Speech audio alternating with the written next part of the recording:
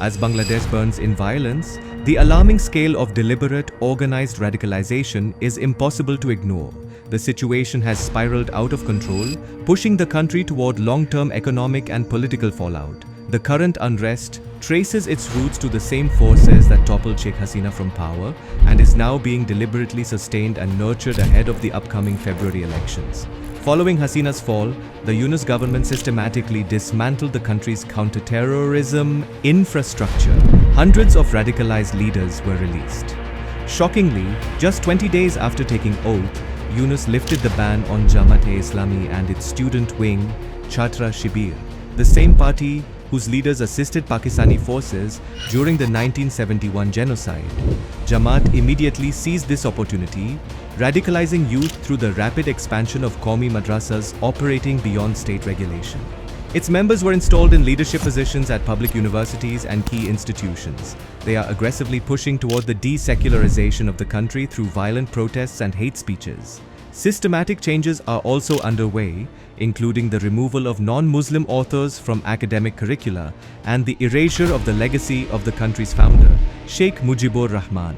Bangladesh has witnessed several regressive moves, such as scrapping the recruitment of music teachers for primary schools and cancelling women's football matches over claims of un-Islamic messaging.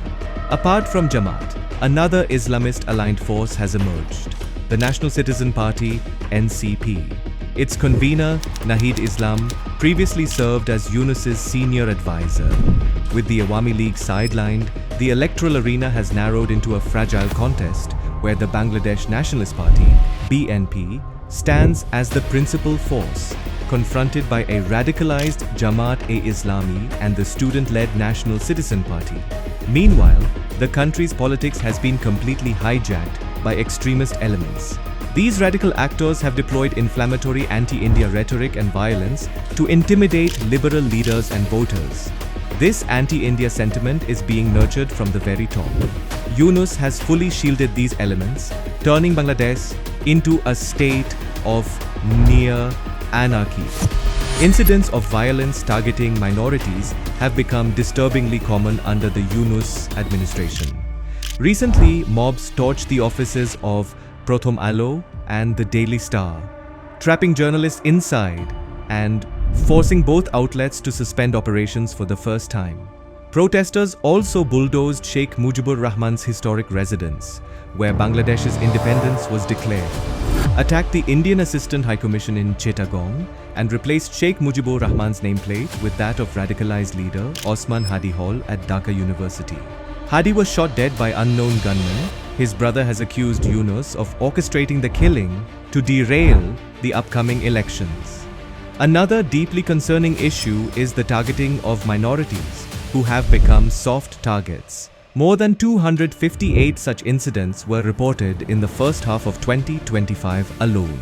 The lynching of 27-year-old Hindu garment worker Deepu Chandra Das stands as the most horrific case. Das was tied to a tree, beaten while crowds chanted religious slogans, doused with kerosene, and burned alive. Perhaps most surprising is the nature of foreign investment Bangladesh continues to receive amid this chaos. China has increased its investment in strategic infrastructure projects such as Mongla Port and is reportedly seeking to establish a new overseas military base there. The United States has poured billions of dollars in aid into Bangladesh under the guise of counter-terrorism initiatives, yet has ignored the unchecked rise of radical elements. Meanwhile, Yunus has also created the opening the ISI needed to rebuild its networks.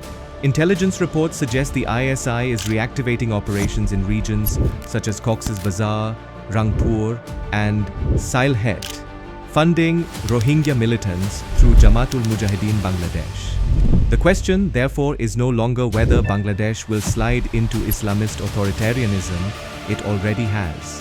What remains to be seen is how long so-called global leaders will continue funding this descent while pretending it was a revolution.